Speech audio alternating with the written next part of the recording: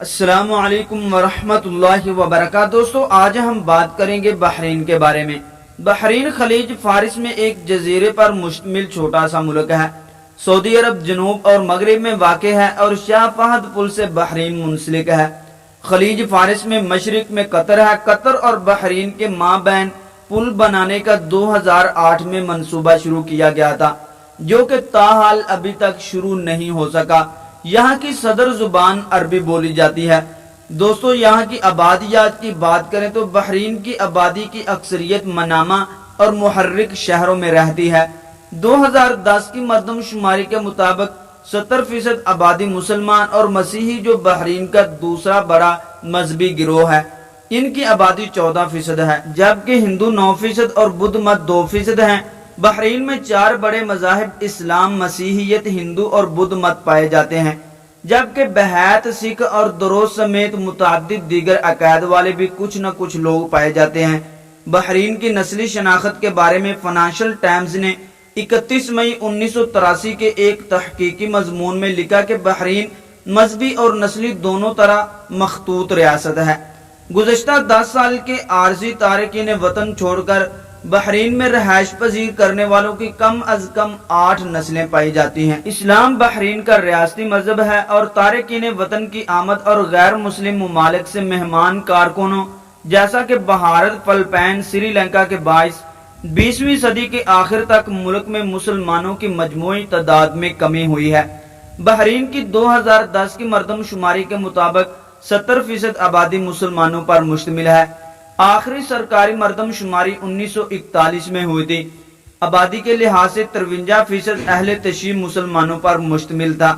اسلام سے قبل قطر اور بحرین کے باشندے عرب کی بت پرستی کے عقائد پر مشتمل تھے اور بتوں کی پوجا کیا کرتے تھے۔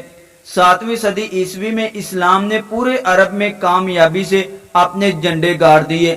پیغمبر محمد صلی اللہ علیہ وسلم بن عبداللہ نے ابو العلا حضرمی رضی اللہ تعالی عنہ کو بطور پہلے سفیر کے منذر ساوی تمیمی کی طرف بھیجا، جو اس وقت بحرین کے تاریخی خطے کا حکمران بھی تھا، جس سے 628 میں کویت کے جنوب میں اور بحرین کے جزائر تک ان سب ساحلی علاقوں میں اسلام کی دعوت کو عام کر دیا۔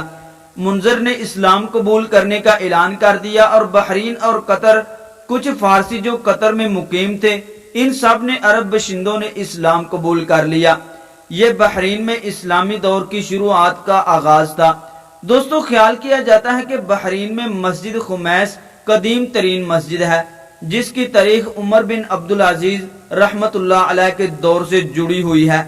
غیر سرکاری اعداد و شمار جیسا کہ کتب خانہ کانگریس کے مطالعہ ممالک اور نیو یارک ٹائمز نے مسلمان فرقوں کی آبادی کا تخمینہ لگایا ہے، جس کے مطابق بحرین میں مسلمان آبادی میں 45% اہل سنت اور 55% اہل تشیع پائے جاتے ہیں۔ ایک سرکاری دستاویز کے مطابق بحرین میں مسلمان آبادی کا 51% اہل سنت ہے، جبکہ 49% اہل تشیع پر مشتمل ہے۔ ملک میں سرکاری طور پر اسلامی عیدیں عید الاضحیٰ، عید الفطر، اسلامی نبی محمد صلی اللہ علیہ وسلم کی یوم ولادت، عید میلاد النبی اور اسلامی نیا سال منائے جاتے ہیں۔ دوستو آج کی ہماری ویڈیو یہاں تک ہی۔ ویڈیو اچھی لگی ہو تو پلیز لائک کر دیں، چینل کو سبسکرائب کر دیں اور بیل کے بٹن کو بھی دبا دیں، تاکہ ہماری ہر نئی آنے والی ویڈیو کا نوٹیفیکیشن بر وقت آپ تک پہنچتا رہے۔